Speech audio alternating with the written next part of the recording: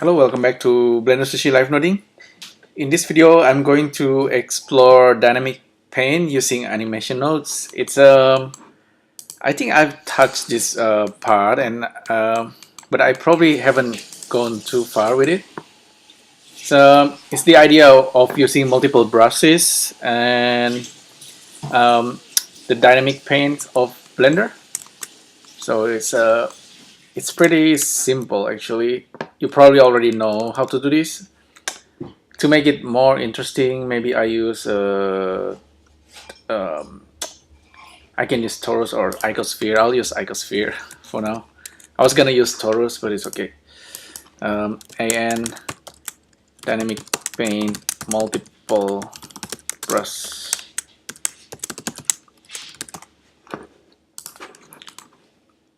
And so let's do it like this. This is our brush. Let's make it smaller. We need a canvas, so I'll make canvas real quick. It's just gonna be the grid. And let's scale this up. And then subdivide a couple of times. 1, 2, 3. That's probably enough. So that's gonna be dynamic paint canvas. The output's gonna be just color. Initial color will be, what do you want? Gray, bluish gray. Yes, should be nice. And this is gonna be the brush. This is the master brush, and this is icosphere. Turn on dynamic paint and brush. Add brush. This is let's use match volume and proximity. By default, it's blue, but we can use either object material or just play around with this color. Later on, we're gonna change this using animation nodes. So paint distance, make it small. Yeah, that should be pretty good. Save and different versions. So this is the brush. Let's go to switch to animation nodes. I'm gonna leave okay, just leave this tree on. Let's use object instancer and grab our thingy, copy full objects and dip copy. I think we need that. Instance maybe 10, and then just loop through objects. And now for each object, we just need to kind of make them to move in an interesting pattern. It can be circular or whatever, but we'll see. The easiest will be just wiggle it. Vector wiggle. And frame, different, plug in the frame into the evolutions, and then the vector into this guy, but it's gonna be, now it's gonna be moving in and out. Sometimes it goes up or down. We don't want that. Separate vector, plug it in, and we have combined vector. We just want it to move in X and Y, so that should be good. I hope that I have not made something like this in the past. I totally forgot. So we have all the brushes moving at the same time. We don't want that. We want to randomize it. So just plug in the index into the seed. So we have multiple brushes now. Okay, that's pretty simple. We already know how to do that. With the original brush, we're gonna just put it somewhere else, hide it. With the dynamic paint, we can turn on dynamic paint effects. Let's take advantage of this. Use shrink. Make the thing to shrink over time, so we get something that quite more interesting. I actually did a little bit of render earlier. It's looking something like this.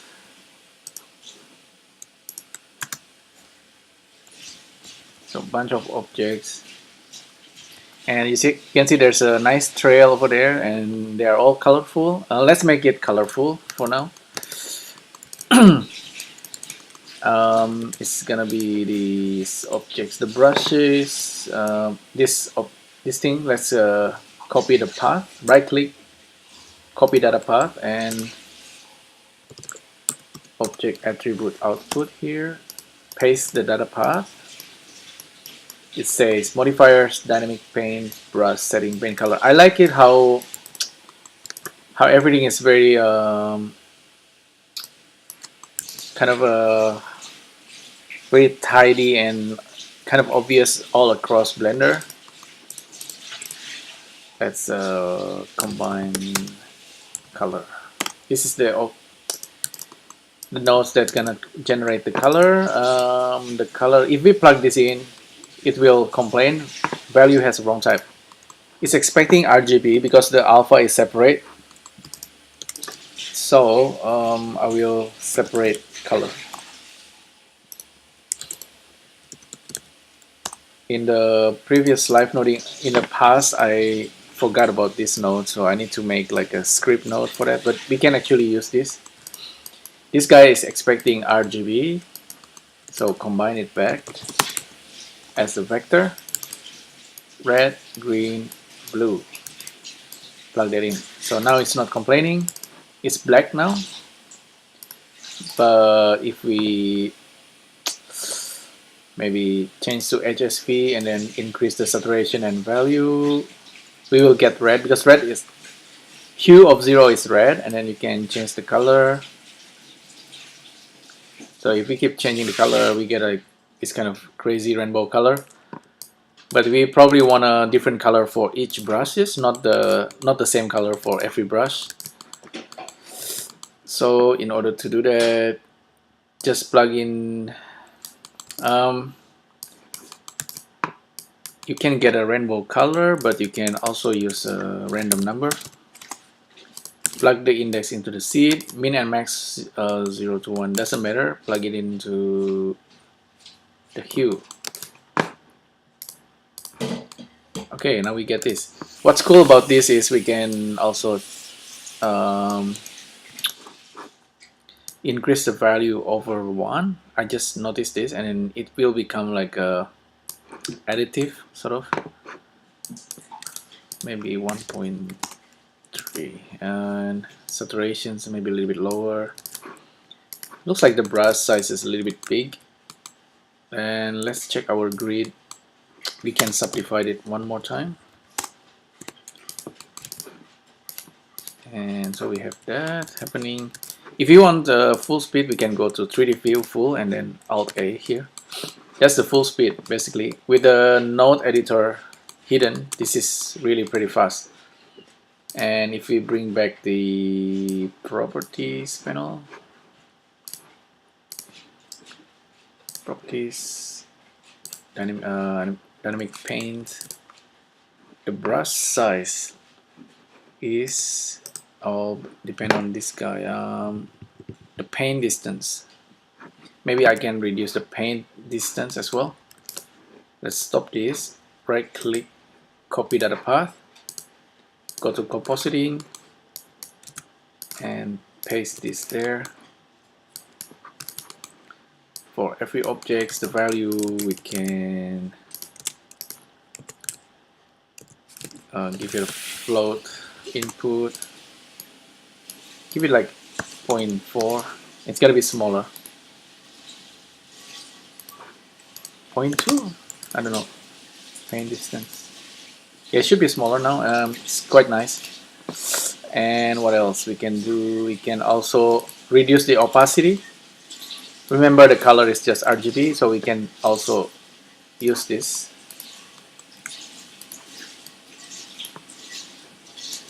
Plug in the object. That's the paint alpha. Alpha, we give it like 0.7. Spread back. It looks like this. It's really nice. It's I don't know, I like you can just look at it for all day. It's just like a screensaver type. Yeah, and now you can also increase the number of your object if you want. Oh yeah, you can also change the scale of this guy. 0.3 maybe. See, it's even smaller. And then let's have like 60 of this guy, and then full screen. Alt A. Yeah, that's it's almost like a kind of like a Tron, but they're pretty random. Really, at this stage, all you need to do is find like a functions, mathematical functions that generate this kind of really nice motion. It can be any kind of functions. Maybe should I try to create a function? Sometimes it's easier to look at the functions when we are using spread chalks because we can see the result right away. With animations, it's almost sometimes like you can't really see it until you see the objects animating. Hide relationship lines. Maybe make this guy a little bit darker even. Or maybe not too dark. What else we can do? The scale, you can randomize the scale. You can change the scaling.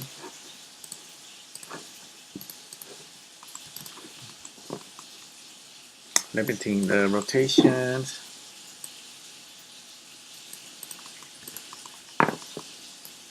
I can attempt to kind of rotate this guy, or maybe increase this.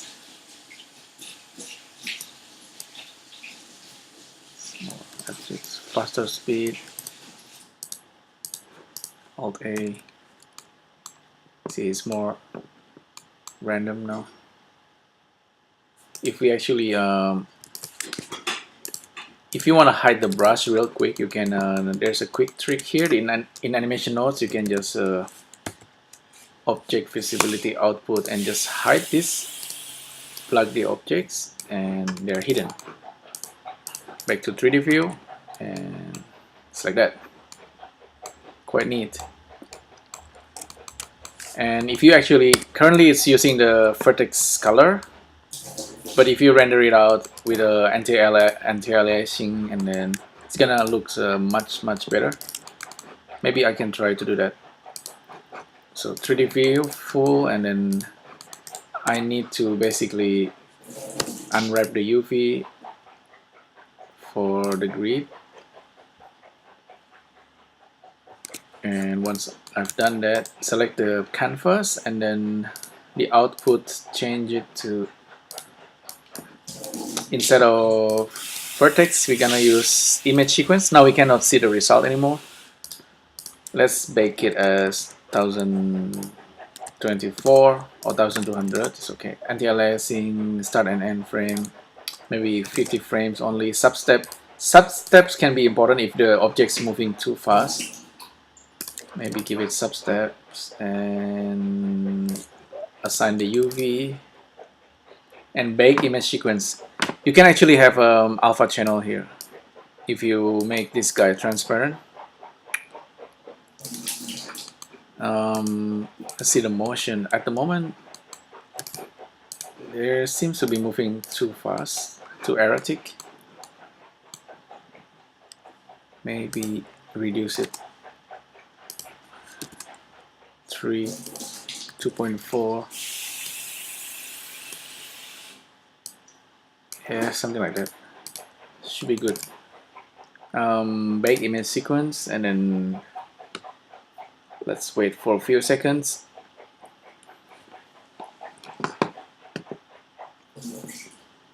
Maybe in the next video I will try to do animations, kind of using animation using sphere chalks, kind of in a motion path kind of animations, and then kind of applying the same principle for that. Let's see, what do we have here?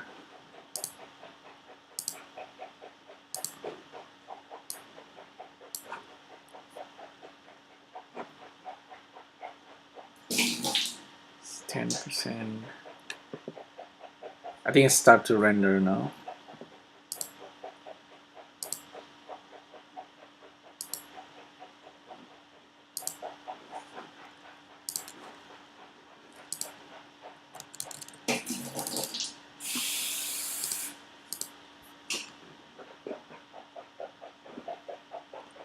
Saving it to cache dynamic pane.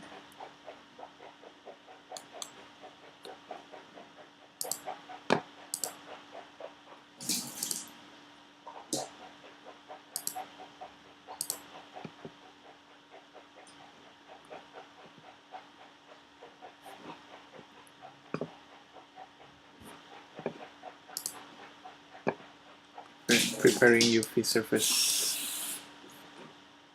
Well, this might take a while actually. I guess that's pretty much for this live noding video. I might post the final result as a new video. Thanks again for tuning in to Blender Sushi channel. If you have any comments or question, you can leave it down below. I guess